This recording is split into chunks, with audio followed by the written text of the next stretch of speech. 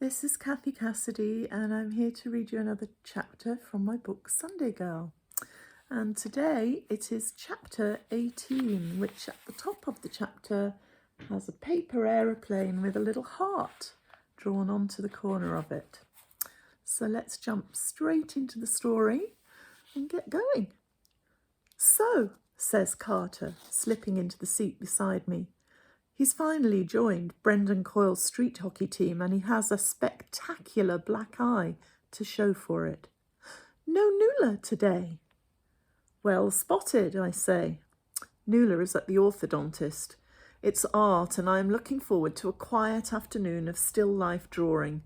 Instead, I get Carter. Lucky me.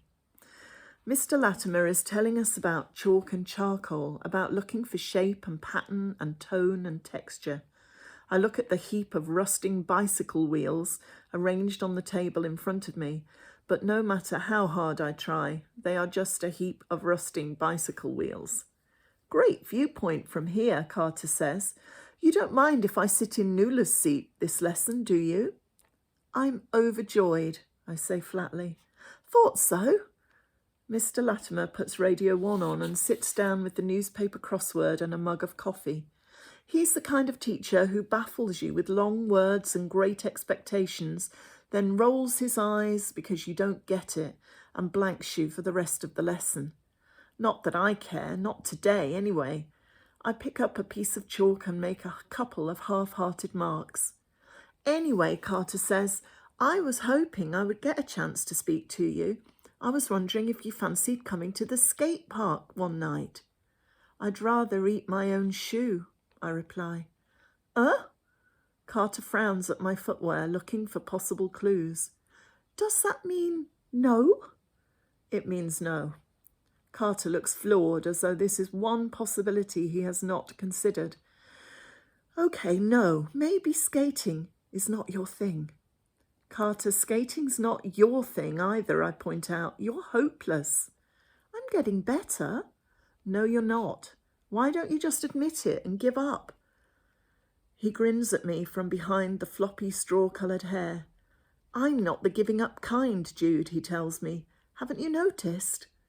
"Yeah, I've noticed." "It's called determination," Carter says.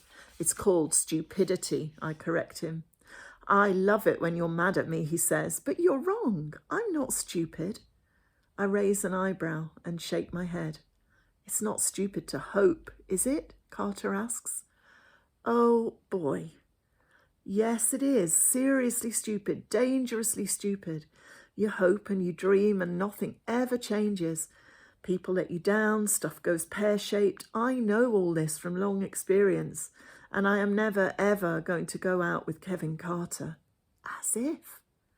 Christina Kowalski wiggles across the room, tottering on black stiletto boots that look like the toes have been finished off in Mr. Latimer's industrial pencil sharpener. She sees Carter beside me and frowns. "What are you sitting with her for, Kevin?" she wants to know. "Come and sit with me and Brendan." "Nah, I'm okay, thanks," Carter shrugs. "What, is she doing your maths homework for you or something?" "Go away, Christina," Carter says. "Touchy, I was only asking. I mean, she's not exactly your type, is she?"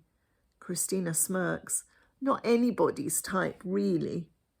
Carter just stares her out, but I let my long hair slide forward and hide behind it, blushing.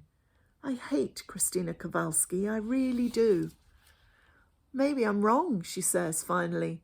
"Maybe you're a good match. Two losers. Hey, Brendan, guess what? Carter's got the hots for Jude Riley." She tosses her long tawny hair over one shoulder as if to show Carter what he's missing, then flounces off to where Brendan and his cronies are sitting, laughing and wolf-whistling in our direction. Great. "She's jealous," Carter tells me. "Obvious, isn't it?" I don't think so." But Carter just grins to himself, savouring the wolf whistles until they die down and Brendan goes back to his work. Luckily for us, art is his favourite subject. "Why did you join this stupid street hockey team anyway?" I ask, steering the conversation to safer ground. "You're useless and you know it. Brendan only wants you in the team so he can beat you up with a clear conscience. It's a tough game, but I can take it, Carter says heroically. I can see that, I reply. I suppose that black eye didn't hurt. It's not really black, more purplish, Carter says, with mottled green and yellow bits around the edges. Those hockey sticks can be lethal. Especially when you're around. Face it, Carter, you're just not coordinated. Rubbish, he protests, hoisting his grey combats up a few inches to reveal matching Simpson socks. See? Not that kind of coordinated. Seriously, Carter, pack it in before you wind up in hospital. Mr. Latimer is doing a lazy circuit of the room, sipping his coffee and peering at the work. I pick up the charcoal and make a few hasty circle shapes, then some random straight lines to represent the spokes. Nice, Mr. Latimer comments, taking a look. Very abstract.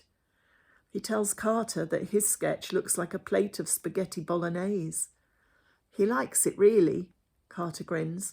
So, if I was in hospital, would you visit? You could feed me grapes and chocolates. In your dreams, I say. Yeah, in my dreams. Not the skate park, then. How about a meal out? Don't tell me. The hospital canteen? Carter looks hurt. I was thinking of the Chippy, he says. They do deep-fried Mars bars, you know. What are you doing after school? Piano lesson. Another one? Carter looks horrified. Nah, are you sure you're not meeting some sixth former with a leather jacket and a motorbike? I have a piano exam coming up. I told you, I huff. I need to practice. Look, Carter, this conversation is going nowhere. Forget it. You're not talking to me. I add a few areas of random tone and texture to my drawing, pretending to be fascinated by the rusty bike wheels. Seriously, Carter demands, you're blanking me? No way. Jude, speak to me, please. We were planning our first date. You can't just leave it there. I use a corner of my tissue to do some careful smudging, then blow off the chalk dust and call it a day. Jude? I'm just flicking through my music theory notebook when a tiny paper plane lands in my lap. I brush it off onto the floor, but within seconds it's back again. It makes a series of unplanned landings on my drawing, in my rucksack, on my music theory book. Open it, Carter hisses. It's really important. I open it out carefully, smoothing the creases to see the message inside. Do you prefer mushy peas or curry sauce? It says. I try to keep my face grim and forbidding, but a bubble of laughter escapes from my mouth before I can stop it. Carter is looking at me, grinning. I try to hide behind my hand, but more giggles leak out until I'm laughing and laughing. Every time I try to stop, I catch Carter's eye, and we fall apart all over again, until my eyes are damp with tears and my lips ache from grinning. Look at the love birds, Christina Kowalski calls over. What's the joke, you two? Oh, sorry, I forgot. You are. Definitely jealous, Carter says. No, definitely curry sauce, I reply. Later, when the bell has gone and we've packed up and everyone's heading for the door in a big messy scrum, Carter leans over, scarily close. I won't give up, he whispers, and this time I smile. So that was another chapter from SUNDAE Girl, and hopefully one that made you smile as well. I will be back tomorrow with another chapter from Jude's Crazy Life. And until then, just stay safe, keep smiling. And if you can, do something cool and nice for somebody else just to cheer them up through the lockdown. Take care and see you soon.